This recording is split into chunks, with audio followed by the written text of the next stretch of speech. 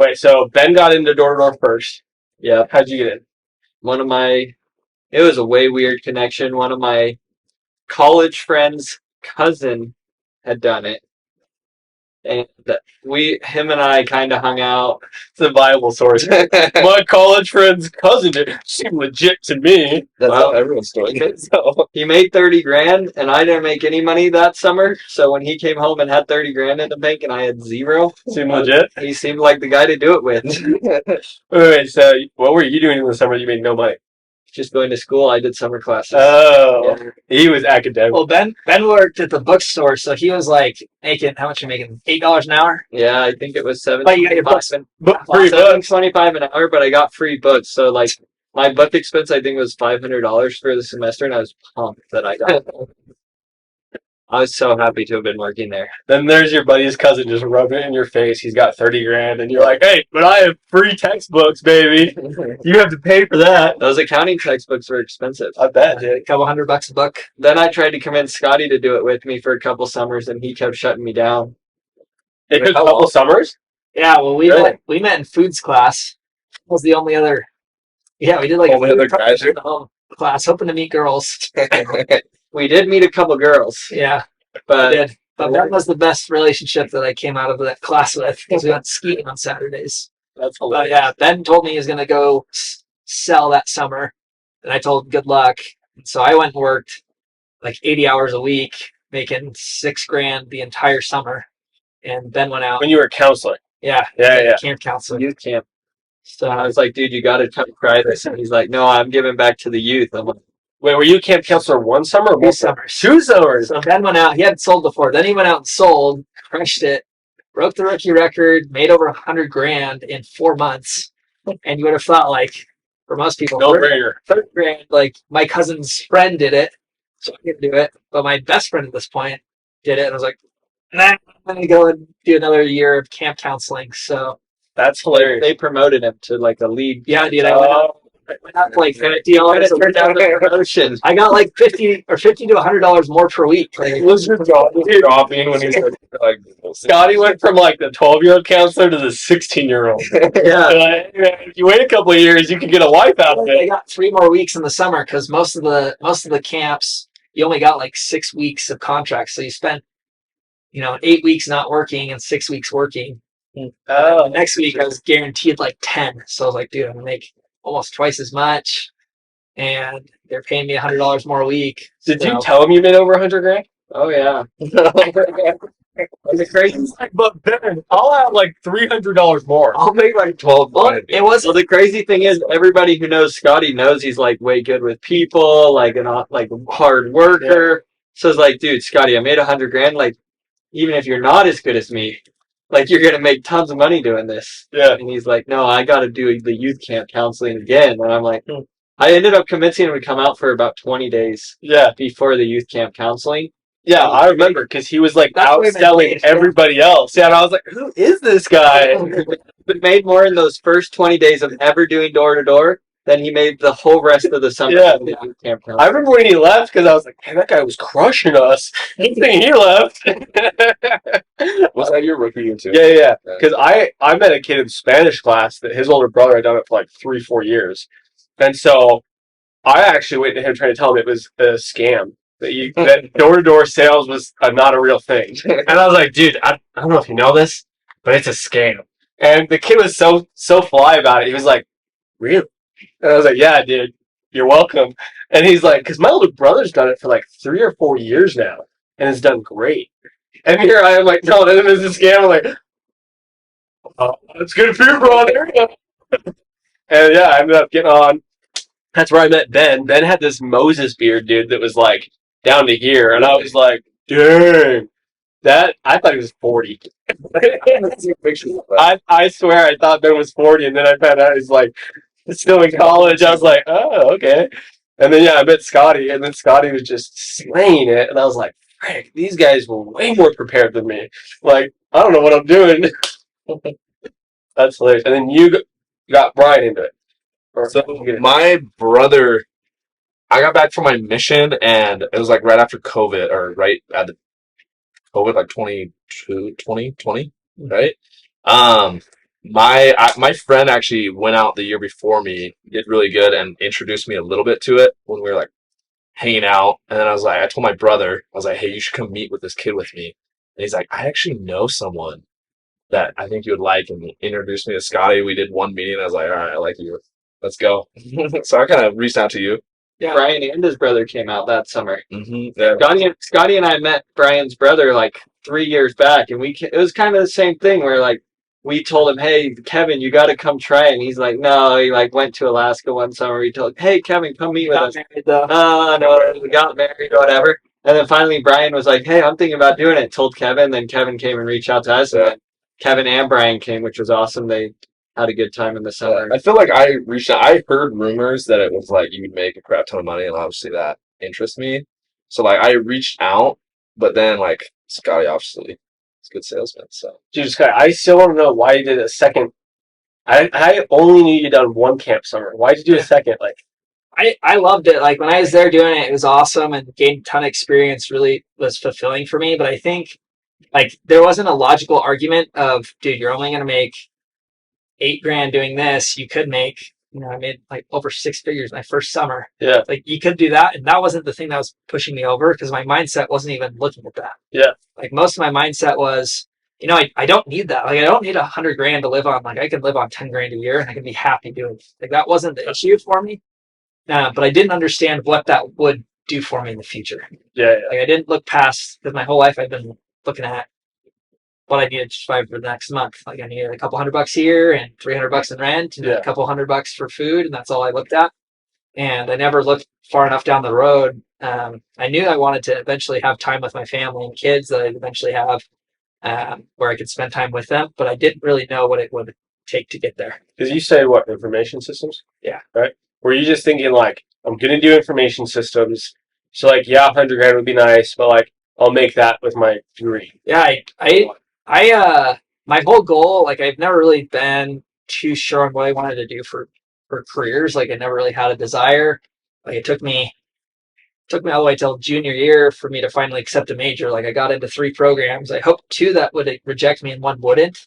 And then I just go to the one that let me in. But I had to choose between all of them. So I just chose the highest paying one, which was information systems. And the whole reason I went with that is I figured if I could get to making $100,000 a year, I'd eventually be able to have enough money saved up where I could spend time with my family. And that was my main goal. And I figured it didn't really, I was good at doing enough things. I didn't really care what I did. It wasn't like I needed to be passionate about the job. I just wanted to get somewhere I could make money and have time. That was what it came down to. Must be nice being Scotty. He's good enough at enough things. I'm over here like, what one thing could I make like $40,000 a year off of? I was knocking and Scotty calls me like, hey, it's the day before I have to decide which major I'm going into. I got accepted to all of them. Oh my god! Marketing, accounting, and information systems. Which one is the best? I'm like, well, which one do you want to do? I don't know. I want to do my own thing, maybe. I'm like, okay, then it doesn't matter. Just pick one. And he's like, I don't know. I'm Wait, like, well, so marketing, information systems. Yeah, finance, accounting, and information systems. So all the hard ones, yeah.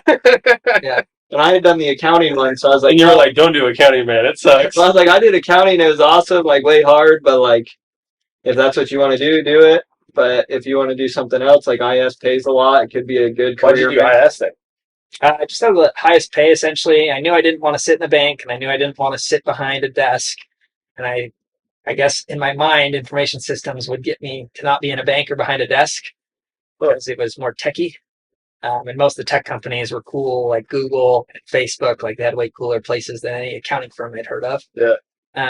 But I quickly realized I didn't want to be in coding, and I didn't really want to be doing too much. Like I liked the major, and I learned a lot, had a lot of good connections, but I slowly realized I was good with people, and I enjoyed being on the move and doing things that weren't just coding. Yeah. Dude, what's funny about that to me is Morgan, pull up a chair. This is Morgan, everybody. What's funny to me about that is if you want to pull that up in the end, it'll be good. Okay. Pull that chair up right there. Snuggle. Or you could slide them sideways and put them in the middle. Or if we can get 3 on the couch. But what was I going to say? What I feel like when I met Ben had already made $125,000. I mean, most people probably have met you, like you've been living the life of moolah, right? But I heard that when you first sold, you sold your motorcycle by your iPad. Yeah, before my first summer. Yeah. Well, that's what I'm saying. My buddy's cousin made 30 grand. Right, so I went with this random stranger who made 30 grand because I didn't have enough money. So I was working at the bookstore, like Scotty said, and I remember that my last month of rent Yeah. was due on the first of the month, but my paycheck didn't come till the fourth. Wait, you remembered, like you'd forgotten that you were out of money? No, I knew that my paycheck from the bookstore didn't come till the fourth because that was the Friday, but my rent was due on the first. I didn't have enough money to pay rent, so I had to wait till Friday. I paid my rent late that month, the last month before I left for the summer, and then I sold my motorcycle that month to be able to buy an iPad and got out there and was able to start making some money. But I literally didn't have enough money to pay rent that month. Dang, weird. I remember from like one semester at college, my eyes were getting effed up and I needed glasses. And I was doing like plasma like twice a week, every week. This is so lame, but I feel bad for the girls I ask on dates. Because I just be like, hey, want to go on a date? And they're like, yeah, nice. And then my date was food prepping for the week at my apartment. And it's like, hey, come make a soup. I'll let you have a little bit. Please don't eat too much. I gotta save the rest for the rest of the week. And like, I think back, I'm like, this is the dumbest move. I literally like would put it in Tupperware while they're still there. Like, so how do you like your ranger? I'm like tugging it away. No girl did not see right through that, you know. But I remember needing glasses and being like, frick, man, like if this sales thing doesn't work out, I'm screwed because the glasses, like after my insurance, were still like $200. I remember $200 being like, oh, I don't have that money. And I remember thinking, I need the glasses so I can see. That's like a must. I remember thinking, if this door-to-door sales thing doesn't work out, I will be able to see, but I won't be able to go to school.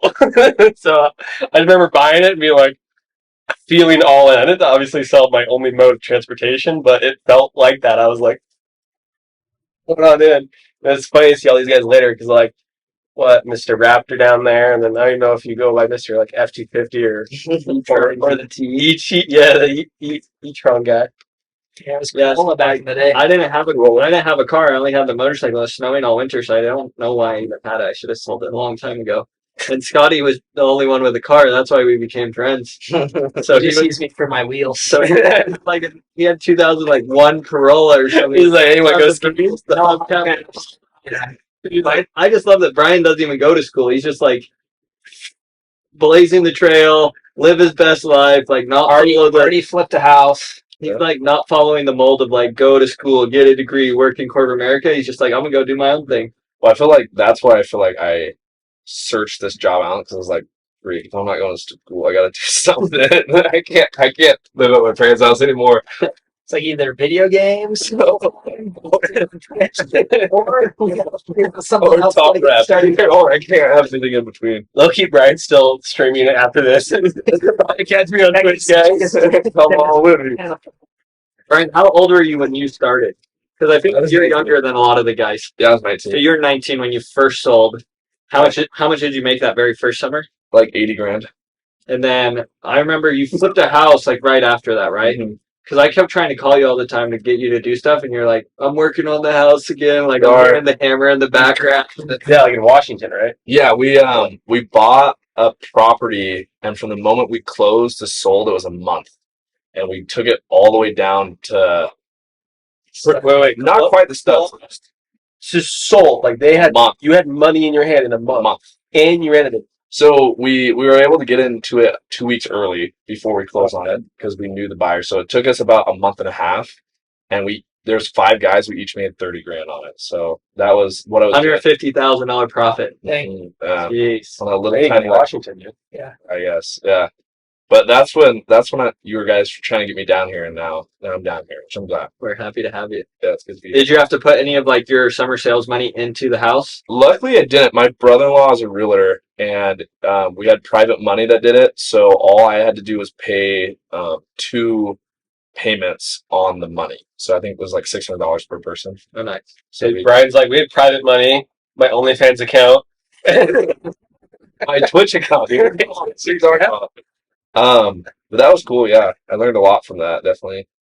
I was more of the handyman. I didn't do too much of the big picture stuff, but they let me like learn a lot from it and like be in the room, I guess. I was definitely the youngest guy there, so that's fun though. Yeah, you're probably the youngest guy here. Well, even I am, man. even like being the You're killing youngest guy, like you were the top selling first year rep your first summer. Mm-hmm. Yeah, and I Like think, you weren't always that way like this. It took you a while to figure it out. oh no, dude, I sucked at the like. Oh man, when you said I sucked, because I'm a very nose to the grindstone. Like I hate not being good at something, but I'm also not going to make an excuse. So like when I'm doing, oh man, I remember there's a couple kids on our office that like didn't care and they're selling more than me. I'm like, oh, so they're like, yeah.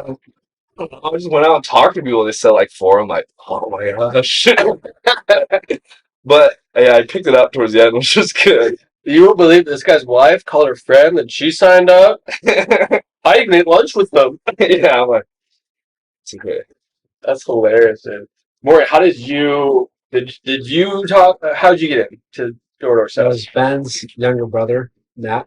He was my PD bio TA. So he asked me, he told me about it. I was going to get married, and so I needed some cash. Fortunately, I wasn't in debt. I wasn't destitute before doing this job. Morgan was really smart, so he was on full ride his whole time at school. Oh, really? Yeah, so I went out, Good grades, smart guy. worked, saved some money up after audition, but They should have put you in the middle here. Yeah. I was gonna sit on the outskirts there. But, yeah, like I wanted to have more financial security for me and my wife, and I knew that this would be at that time. I was kind of like starting to read more books and understanding how to build wealth. Like you need to have investments, and I understood. Even though my major was a good major and would lead me to a good profession, it would take me years and years and years before I could get to the point where I wanted to be at. Yeah. And so, I decided I was going to try it out for 3 months before I got married in August of 2019. And went really well. Made about 45 grand for summer, so not as good as Brian. But it was enough where I thought, okay, hey, this is a super great option. And so after I graduated and had my full-time job, I asked him to push my start date out a little bit longer, so I could sell for 3 more months, hopefully do another quick cash grab, and doubled, made about 125 grand. And that's when I kind of realized, all right, this is a very viable. When you're That's quick like cash, He's like, let's double the account. So I'm not an actuary guy like you, but that's 3 times earnings. well, I doubled it, 45 to 125. Well, I probably thought my account sold. it was interesting that you said less than Brian because that means you were the lowest paid first year rep in the whole room right now. Yeah. Back in 2019, the ACB was like low, and yeah, could be very true. That was the state rep. Who knows? Well, what's crazy about that is you've went from like of this room For your first summer, year one earnings being the lowest. Yeah. Scotty's was the highest, and the rest of us are somewhere in the middle. To year 2 doing it, you were one of the highest paid reps, having sold 400 accounts, having a couple people that you were managing, like being in like a co-manager role. To year 3 this past year, just absolutely killing it. Like top rep in terms of accounts this summer. Did over $700,000 in revenue on your personal sales. So at this point, you're literally like that's more than most of us have ever sold. Like just you and Scotty are on that level, which is really cool. But just it's like seeing that you started on like a pretty average earning level, and then now have worked your way up to literally top 1% in the whole industry. Well, dude, top 1% in America. Well, that too, yeah. Yeah. I was looking that up because I was like, what is the top 1%? And it's 400 grand and up. And then as soon as I read that, it was like one of those moments where like freeze frame. It's like got the math and the wheels behind the guy's head. And I was like, holy crap. The guys I work with, like, I know at least like 20 guys in the top 1% of America. Like it was, especially because he's doing it in 5 months. Well, yeah, 4 or 5 months. They're doing it from knocking doors. They like just chill the rest of the year. Like I assume most guys are like, went to med school for 15 years and specialized, and that's how I got the top 1%, versus how old are you, Morgan? 25. 25. Okay, yeah. 25, top 1% of all of America earners, and did it from selling bug juice. I know. Like, Like people, this is one of the funny things about On the Doors, dude. I can't tell you how many people talk to you and they're like, "When do you need a real job?" You know, and you're Morgan, you're like, you know, like Been there, done that. yes, it's an actuary. I was too cool for it. But yeah, I like because I come from like Lumbertown, USA, and a real job where I come from is is in my opinion way suckier. Like I used to work in a fiberglass factory. Everyone I know works in the like lumber fields, like way dangerous work. Some people are like, "Why don't you get a real job?" I'm like, "I don't know, man. Like, get paid to talk. It's not a bad gig. Like, I'll take it." It's funny the perception change once you've done it. You know, thinking it was a scam for me originally. Yeah, Morgan was like very like go down the path of go to school, get a degree, get a career. Full ride, I would be too. Work your way up. in my school, so it's very ingrained. Like school is super important. Get good grades. The grades will get you to university, and the university will get you a job. Yeah. But yeah, it wasn't until like midway through. Sorry about that. For one, we didn't know Morgan was in the picture. For two, the battery died. Sorry, we're back. Hey, So this is what Morgan looks like. my realtor just told me on that 10-unit apartment complex that they got 4 offers today. So More real offers. yeah, All higher than yours, I'm guessing. I don't know if they're higher, but we might. Knowing your offers, I'm sure they're higher. It's like I offered $700K. I offered him 50%. I don't know why they It's like I offered $700K. It was listed for 2.5. Well, tell us about your last property and how that went down, because they originally had it listed for 1.3 million, Yeah, 1.4. 1.4 mil, Yeah, and you got it for. 875. I'm not a numbers guy. It's like half off. Right? Well, this one was cool because it was like It's like Morgan's doubling his. Scotty and I already have a cabin up here in this area. It's like on a golf course. It's right next to Yellowstone, so it rents out really well in the summer. And then it's a really good snowmobiling place, and a lot of us do that. All 4 of us have snowmobiles. Morgan has one on loan that he uses a lot. My man. And so we love going up there. And there's this huge 3-story white cabin that's like on the top of the hill, Like like the most noticeable outside of the thing. neighborhood. And every time you go by it, like I've always just thought, like, wow, that cabin is so cool. I want to tour. Yeah. I want to go in there. And like, never really thought anything of it. And then it went for sale last. It's like in June or something popped up. No, it was even before that when it first hit the market. Probably back in like March, April time last year. And they listed for like 1.35, 1.4 million. And so I was able to look at all the pictures, and I'm just like, wow, this cabin's so cool. It has a 4-car shop, has a 2-car garage, Heated floors. yeah, it had everything on 2.5 acres, Yeah. which is pretty rare, like in the golf course neighborhood that ours are in. Like I think Scotty and I's other cabins are both on like 0.2 acre or something like that. Oh, they filled the whole thing up. Yeah. Like maybe you got 10 feet behind yours Yeah, during the summer, but Yeah, I legit have 10 feet behind my other cabin. Yeah. Property line. But so I was like, man, 1.4, like, oh, that's way too much. Like, I'd love that cabin, but way too much. And then during the summer, they lowered it to like 1.25. And I was like, oh, they lowered it. It's like, huh? I'm like, $700K to me. They lowered it. So at that point, once they lowered it, I was like, I'll run the numbers. I'm like, I haven't run the numbers. Like 1.4 is just like too much. yeah. 1.25 is like, I'll run the numbers. I'm like, oh, that's not going to work. Like way too much. Like can't get the rent out of it on Airbnb. So just kind of like watching it. And then when we got back from the summer, then they lowered it again to like 1.15. And so it just kept dropping it. So I'm looking at it in like August, September, 1.1 million. And I'm like, geez, rerunning the numbers. Like maybe if I did this or did that. I can tell you behind the scenes the reason it's dropping. Ben's hired 5 different realtors to message the guy like, "Oh, I'll give you $500K." Ben comes in with a real offer to save the day at $800,000. Yeah, I wish. No, so then they lowered it one more time to 1,050,000. At that point, I'm like, okay, well, at this point, they just keep lowering it. Like, I might as well send them an offer, see what Those are happens. massive jumps. Yeah, how many Like months that- was that? That's big. From the First list, I think it was like March, April, Oh. till I bought it in the very end of November. So it was only on the market for about 7 months, but I offered 800. They came from 1,050,000 all the way down to 900 just right then. And then I tried to keep talking them down, and they like weren't having it. They were just like, nope, we're not coming down 900. So then I waited for 2.5 weeks. No. I didn't take it. I just told them like, hey, you're not coming down. I'm not coming up. See you later. Holy cow! All right, sorry about that, guys. Technical issues, first run of it. So they came down. You offered 1.5 to 9. Oh, you offered 800. 2.5 weeks. 2.5 weeks, and then Then I sent them another offer. It came up like 20 grand. I offered them 8.2? 820 or something, 820,000. And they came down to 875. And I thought like, okay, perfect. Like I'll come up 10, 15,000 to 840. And they'll come down to 850, 860. And like, that's where I wanted to be. Like the numbers are amazing at 850. Like cash on cash return is 15%. Like I can stay in it a couple weeks.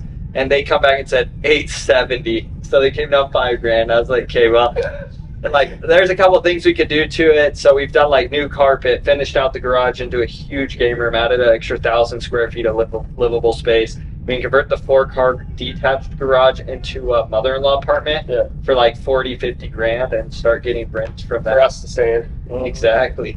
So there's a lot of like value add stuff that we've already done and that we can still do going forward to make the numbers work. So took the offer at 870, got into it, have it completely ready. It's on Airbnb now, Yellowstone Adventures up there. And so Go check it out. Check out the link. if you're a snowmobiler, the snow's been unreal up there. Yeah, I was just up there this past weekend. The fields are like crazy windblown, but back in the trees it's just so soft and fun. Morgan was there with us. He didn't even get stuck. He was killing it. Morgan just closed on his first house too. Yeah. Don't want to talk about stuff. Morgan, yeah, what's it to you, man? Morgan's going crazy on the real estate. You guys probably don't even know half the stuff he's invested in. No.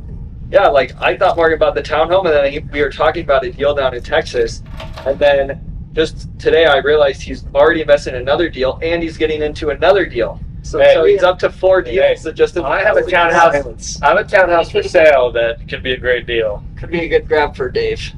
If you hold it for 5 or 10 years, Could be a good cash grab. Could be a good cash grab for you to give to Dave. Here's all my summer earnings. Wait, so I didn't know this. So you have how many doors do you own right now? So I'm invested with a group. Okay. I don't have. It was like $3.4 million to buy the entire complex of townhomes down in San Antonio. All right. That's a lot. So, yeah, it's like 150 townhomes. Okay, how do you find a 150 times. Like, is it the Harris Group or is it a different group? It's Soar Capital. How do you? I always find this hilarious. Like I watch, like people are like, I have this group, or like you, like we had private money. Where do you guys find this private? It's all Through connections. connections. Yeah. Well, So like a guy that I knew who worked in like investment banking and private equity works with a guy, Justin. And this sounds like how you got into sales now. I had a friend and a cousin who knows a guy. Life's all about connections. I knew the guy did a bunch of like hard money loans. This guy that I met. And Justin was the one who kind of put those deals together. Said, hey, put me in touch with Justin. So I met with Justin in his office, like in the high, whatever. He told me about some of the different things he had going on. He had like a crumble cookie loan that he was doing. I was too late to get in on Wait, you did a hard money loan on a crumble cookie? for a new store. Yeah. It was like Those cookies are the Cash best. cows. Hands down. Non-endorsement. Let's take a quick vote. Not endorsement, but Let's if take a quick anyone vote. is watching, they can get us cookies. Hey, we'll eat cookies on the show. Hey, quick vote. Crumble, chip, or dirty dough? What's everybody's opinion? I think Chip did. The chip Oreo. I'll be honest, I've is only had amazing. crumble. So good. And Crumble it is. All right, here's 4 to 1. Here's Here's hot take. The normal original milk chocolate cookies, they're too sweet. They need either salt on top or they need to switch up for semi-sweet. Dude, I'll take it. Here's what I will say. Yeah, my balls. Which place is too sweet? Chip and crumble, like their original cookie. Yeah, but he's like Mr. Fitness. Like last time we went snowmobiling, he was tired. And I was like, I can eat. I love food. I would argue I love food more It took than 25 pounds of my I don't know. I like the chip originals, but the crumble variety is just so good. I doubt it more than it's got me a little. The roid rage. Look out. Kicking in. The roid rage. Okay, hey, Morgan's over here. Look at the vein in his forehead. get him too agitated. We'll smash it. Morgan is literally the guy that checks his abs more than anyone else I know. He's like, I love food more than any of you. Like, my love handles would disagree with that. But his whoop band always says that our snowmobiling is more of a workout than his twice-a-day gym exercise. Oh, So I'm still wondering why my muscles are so tight. It's 20. well, you know, we're doing the usable muscle load. He's today. doing the show kind. Already in the evening and like squatting in the morning, like 3 hours of working out. He does My bench back press. straight. He's so light. He's like, I do legs 4 or 5 times a week. I hardly touch bench. Oh, no, it's okay. I want to hear more. So it's like, Wait. This is what I'll say about Crumble. To give Crumble a little bit of a nice word for me, I would say though, like when they added the like rewards program, I would say that I don't think their cookies are better, but they won my loyalty based off of a smart business practice. I was like, all right, whoever's running that place, I like you more. And I honestly started going there just because they do a really good job with marketing and changing cookies. yeah, All like things to do it. 500 stores, 50 states in 5 years. almost 50 So you states. didn't get in on that deal, anyways. They were- I didn't get, so I didn't Digress. get that. Yeah, we And when I met him, he was like, "Oh yeah, actually, we already have all the capital raised for that. We're good." But I stayed in touch, and then after this last summer, I said, "Hey, I have more cash. Like, what do you have for me?" I said, "Well, we do have a meat packaging facility in Idaho, but like it's pretty much done right now." He showed me some videos. Like the only one in the area, and they have like a lot of the investors are the ranchers. like meat packaging, like they slaughter and package Yeah, like process, like the full 9 yards. Yeah, everything. Cool. A lot of the investors like are cattle ranchers. Yeah. And so like it was already with those investors, it was already going to be at capacity. So he's like, "There's a lot more risk here, but it's a pretty solid investment." So I invested in that, and then Have you gone up to see it? no, I haven't. That's how you know you have a lot of money, dude. When you don't Yeah, even they get ask a lot to of see meat to where your smoke. money went. I want to ask him. Yeah, dude. I thought about that. See if you can get a free cow packaged up and shipped down. Dude, to I'll us. buy a half Dude. cow with you. I'll split a cow. I'll smoke Scotty's it. been trying to get me to buy half a cow for like 2 years now. I didn't realize it's like me it's trying to get just- Scotty to sell. It's him This trying to is get me to buy half a this cow. is dude. Sometimes it's not about talking. You just start talking to the wrong people. Like Ben talked to some cousin's friend. I've been talking to my best friend to get a cow, but I should have just went with a cool guy, Morgan. we're not that close. See, do you guys realize how much half a cow is? That's what my parents, like, I grew up on 5 acres. My parents bought half a cow. Literally, the whole freezer's full of meat. 2 years And it with wasn't meat, even that dude. good. Like, the stuff from Costco's better. That's why I don't want to do it. Well, half the time the problem is when you buy half a cow, like if you don't eat it quick enough, your freezer just ruins that meat, you know? So if you can get a little fresher, I just don't think you guys realize how big half a cow is. No, my dad has a cow. It's a lot. Half cow. If we bought half a about a cow, freezer split it between all of us and 5 other people, then I'd be down to do it. But it would force me to like smoke more meats and have more activities. Here's what would be cool. Yeah. This would be sweet though, if you bought half a cow and then like split it up and gave everyone chunks to smoke, and then we brought the entire cow smoked for one massive feast. That'd be a big cow. How That, about do a luau? oh, now the cow's big. You hear that? Oh, Okay, you haven't seen so the anyways, meatpacking thing. meat packing thing. No, so then that, and then he also said, "Oh, also there's this other group, Soar Capital. I work with them, but it's not my deal. It's theirs. They're buying. There's this townhome project. It's called Laston's Townhomes down in San Antonio. So he sent me the pro forma, and I decided to invest in that too. And then recently they just announced another project where they are buying a. It's like a private seller selling their trailer park. And, yeah. Dude, he's got the most diverse portfolio I think I've ever heard of around here. Owns a meat factory, he's getting into trailer park, has apartments. On the second deal, the financing in terms of your money to invest kind of worked out really well with this job and when you got paid. And, like, walk us through that because I remember being part of that conversation with you. With the townhomes. Yeah, like getting the money for the townhomes, having that, like still being able to pay for your regular mortgage and stuff. Yeah, yeah. I've always done like the 2 lump sums method, and so what's nice about investing with groups like this is like they don't look at your debt to income ratio. You don't have to have like all this like income from the past 24 months, whatever. All you need to have is cash.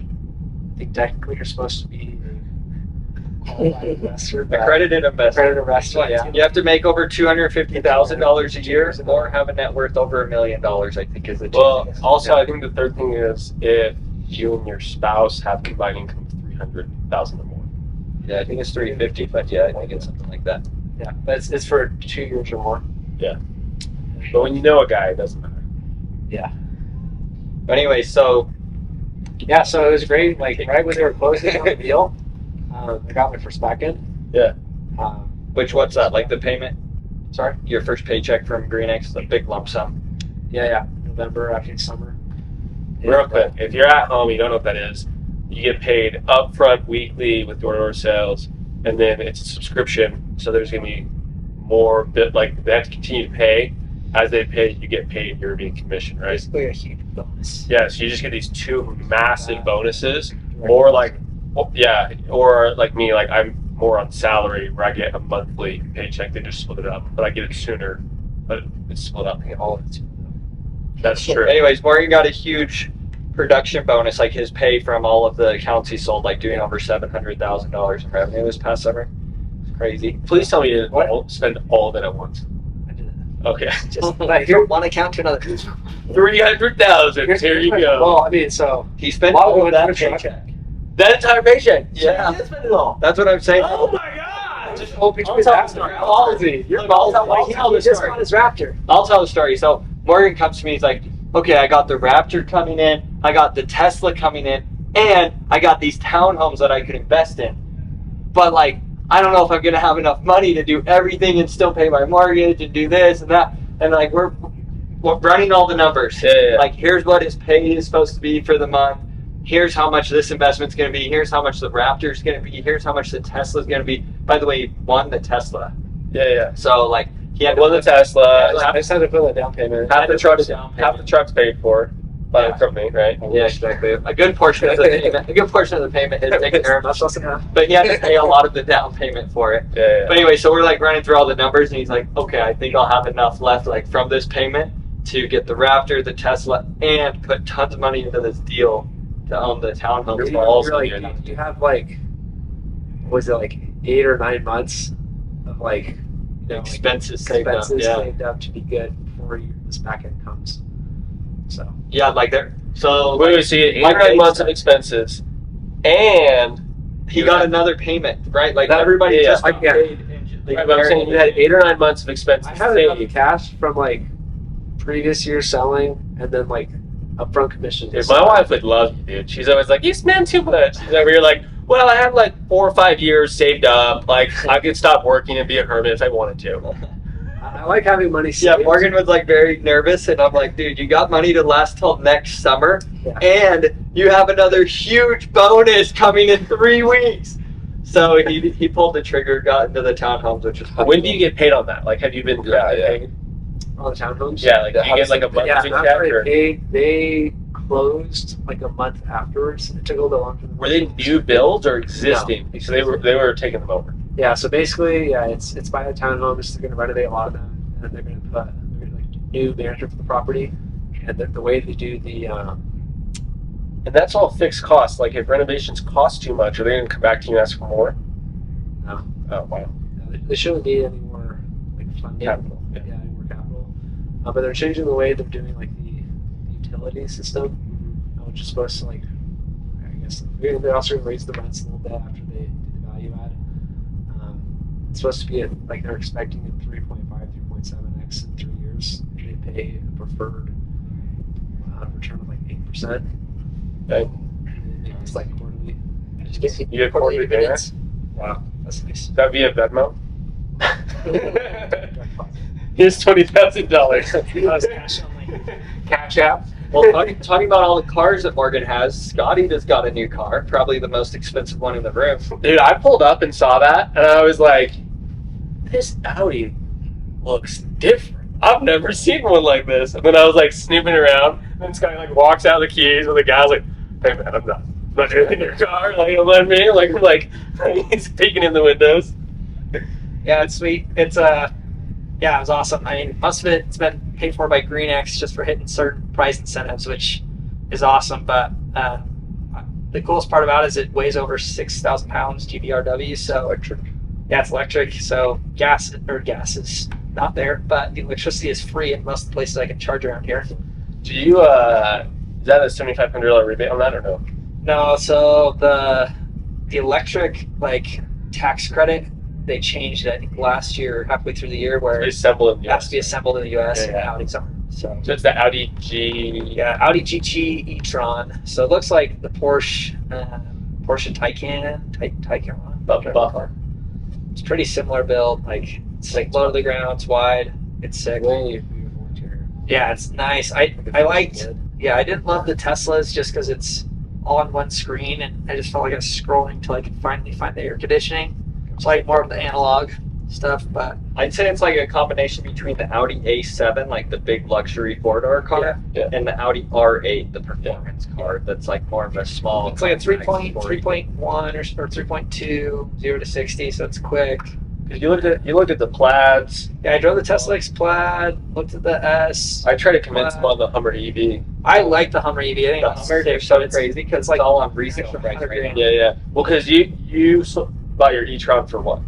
So they have it listed for like 112, and then talked it down to 102, and You then guys are such hustlers, dude. Talk them now, 102. What? yeah, Save 800 Gs. That's what I've learned doing sales. Everything's negotiable. everything. Yeah, I talked them down on that, and then right then like interest rates are crazy. Like I applied for 3 different car loans, and every car loan I got was like 6.5%, 7%. But I talked them down on that to 5% interest, and then talked them up like $3,000 on my trading. So Nice. I got a lot. Traded your old Audi? Yeah, I traded the old Audi for it. So That was the one you won the first Yeah, I time. know. He's just been on 3 cars for forever. I got in 3 years. I'm gonna have to resell 1,000 accounts so I can get another car. Nice. But Yeah, what was I gonna say? but it's nice. Like all of that, since it's over the price limit, or over the weight limit, like you can write that off your taxes. So Yeah, because that Hummer EV, they were trying to sell that at resale for like 180. yeah, it's like 200 grand right now. Yeah, and they're like, we're taking a $4,000 loss. I'm like, well, why'd you buy it for so much, man? Yeah.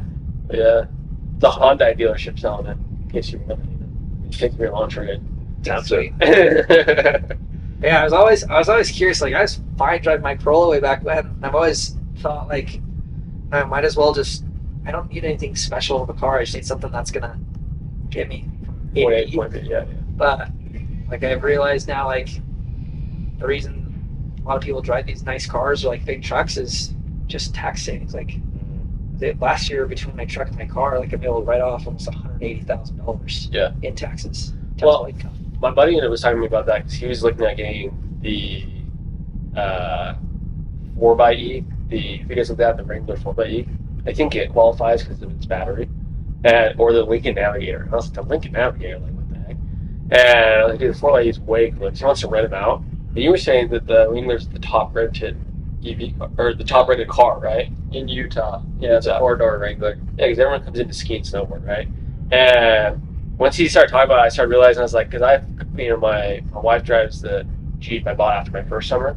It's paid off, and I just figured running into the ground. Then he started talking to me about it, and I started realizing, I was like, man, maybe I really should, because I started doing the math of like, if you sell your old car, get the trade-in value, or just, pocket that, and then depreciate everything, like you end up having huge tax, like it's cheaper to drive a nice car than like a moderately, like a Camry at a certain point. Obviously, your Audi's probably... Yeah, it depends on your tax levels. Like if you're in the 12 to 18% tax bracket, then buying an expensive car doesn't help you that much. Yeah. But if you're like these guys over here selling 1,000 accounts, doing 700,000 in revenue, you're in the 30% tax bracket, and that dollar for dollar write-off saves you 30 cents for every dollar. Are you taking all of that year one? Or you split it up? They just changed the law. Yeah, so last year's the last time you could get 1,000 or 100% year one. Now it's like 75 or 80. 80 in year one. And then, but So it goes 80-20, though it is. yeah, my main goal last year, I would have rather 60, I think. done. But you can still claim the total 100 over the life. Yeah. Yeah. Okay. Just you can't bonus depreciate it as fast in the first year. Yeah, so my main thought is I wanted to get into real estate. Like if I could have done it, I would have got a property and done a cost segregation and wrote it off through real estate. But just like when I was looking, got most of the money in the back end in September, January, or September and November. But I didn't find any deals I really liked or that I could invest in, and interest rates were way high. So what I'll probably end up doing is eventually sell the car and then capture all that revenue again. What are you I'll expecting put it that to into a house. appreciate to? Like, do you have a guess what you think you'll be able to resell it for? I don't know. I mean, most of it works out fine because the company's paying for a lot. Right. So between that and the tax. So between that and the tax code makes sense. It's a freaking sick car, and But I think I'm gonna probably end up doing on Turo as well. I just went with a couple guys that would manage it for me. let the ranker know, though, I still have the fastest car in the room. To be I tested. don't know, dude. Our launchers are pretty quick, you know. Like, put those downhill in the canyon, you My might. 7.3 run. That's awesome, dude. I'd like to get like a Ducati, man. Yeah, the motorcycle. Yeah, I just gotta learn to ride a motorcycle first. I know that. Well, those guys want mopeds for this. Yeah, Yeah. just So one thing we didn't do is we didn't ask Morgan. Like, Morgan, how'd you get into door to door? Because year ago, Well, he were was you saying working that- as an actuary? Yeah. A year ago from now. Yep. So you kind of had a crazy path getting in here, where most of us, like, we kind of figured out in college, kind of went full time, didn't go to college. Like, how did you end up like getting into it? Yeah. So Ben's younger brother Matt, he was a TA for the biology class I was in, and he kind of introduced me to the idea of it. At the time, all I knew about pest control was Bob's Bugs Be Gone from Go Like Charlie. That's literally it. And so I was like, all right, well, did you do like sell door to door still? That's like there locks. What? You lock in things. How do you remember that? Good luck, Charlie. that's all I knew about it. So I was like, Disney Channel show? Yeah. it's a good show. Definitely an endorsement on that. yeah. That's how he's supporting the dog. Yeah, I was pretty risk averse, and like I was a valedictorian for my high school, academic scholarship, so like school and like grades was super important to me, and I saw being an actuary as a really good career, really safe, paid well. My perspective of what is a well-paid job is different now, having worked in sales, but yeah, so he invited me to do it, and I was kind of worried at first, but I was going to get married that summer. And so like, hey, I have 3 months. Matt can do it. I can do it too. So I went and tried. I made about 45 grand. So I made less than much everyone else here the first summer. And then I came back, got a full-time job offer, graduated, and I asked them to push my start date out a couple months. So I could do another quick cash grab. Made about 125 grand in those 3 months. And that's when I kind of started to click, okay, this is a very viable option. And after 2 months of work at Cigna, I knew I needed to escape the matrix. I was eating the rat race. That's why I quit my job. And my direct manager is super nice. The guy above him not so nice. I'd love to have his phone number so I could send him like screenshots of Hey, stuff. 1099 in the year. He was pretty rude about it. He's like, I can't believe you're leaving. Just have pest control. We have people knock our door. I usually talk to them to the ring, but never buy. Make sure money at the You end. can't sell me. Yeah, so I kind of put a chip on my shoulder, but yeah, obviously I haven't looked back. So what was like the main change between making it like a quick cash grab, where you're grabbing cash in 3 months that you'd essentially work for the next year, Yeah. to like a verified like full-time job for you? Yeah. So like 45 grand. It's great money for 3 months of work in the summer, but it wasn't life-changing money. I feel like a lot of us grew up like as millennials, whatever. We hear that term 6 figures. So I guess once I made 6 figures in 3 months, I was like, hey, like this is actually a good job. And that's the job's really hard, but this is actually a very like viable job in terms of being able to pay for a house and a Well, it's just so high class, dude. Yeah, when I figured out, 125K in a couple months, I guess it was all right. And yeah, so I just thought about, okay, well, what would happen if I went all in? And the more I worked at Cigna, the more weeks that passed by, and I realized, okay, doesn't matter, if I'm on time to all my meetings, doesn't matter how fast I do all my projects, and it doesn't matter how much value I add. Maybe if I'm lucky, I might get a 5K bonus at the end of the year. Yeah. So what I loved most about the job, what really kind of clicked for me, was if I more than doubled from my first summer to my second, if I go all in and then double again, spend more time knocking and work even harder, I'm now the captain of my ship and I decide my income. And that was huge for me. All right, I say we wrap up on this thought. I'm curious to know, your wife, you guys got married after a 2-month summer? Like not a real summer, 3 right? months summer, yeah. So like you did 3 months, you guys got married, you did your cash grab. Was she like on board with quitting the Signet job, or was she like, heck yeah, I think we should go move across the country and knock doors? Like, what did she say? Yeah, so she was the one. Without her, like I would never would have done door to door. Really? Too Period. risk averse. I was just too like afraid. What was so like risky about door to door? This commission or It's commission based. Yeah. But if I could suck, and I'm more of an introvert. I didn't know it. Like now I know. It's not necessarily like how smooth the talker you are. It's more like how gritty you are, how willing to work you are. And emotional intelligence also goes a lot into it. Yeah. But yeah, at the time I just thought either you had the sauce or you didn't. So I was worried, well, if I don't have the sauce, I'm not good. But she was the one who pointed out, like, look, you know all these other people who have done really well, and you are just as hard worker as them, or more, so you can compensate for the areas where they might be stronger than you. So she was the one who like really pushed me to do it in the first place. And so when it came time to decide, like, hey, do I quit my job at Cigna and pursue this? We both understood that that'd be a huge decision that would impact her as well. It's having to relocate each summer is tough when you're married. So that's something that she was very selfless about, and she decided that, if that's something that you want to do, I fully support it. And a lot of conversations, thought, and lots of prayer went into it, and we both felt that it was the best thing for our family. And he won her a Tesla this year, so we got to be pretty happy about that. Yeah. Did these guys' wives have to live the bougie lives? It was all married. My wife has later said, That's why you got the long hair. Yeah, I know. Should go on with it. she said, my Is that husband secret? works the dream job that I didn't know existed. Yeah. That's cool. That's cool. Well, guys, thanks for joining us. We're going to keep pumping these out. Hopefully, we'll not have technical issues in the future with batteries dying, cameras running out of space, and We'll show it up later. Yeah, people see what I'm later. But thanks for joining us. This has been how we all got into door to door. Next time, we'll share some stories with you of off the doors, so it should be fun. But thanks for watching, and we'll catch you around. Yeah. Can we share? Can we do a snowmobile one? We go snowmobiling and then have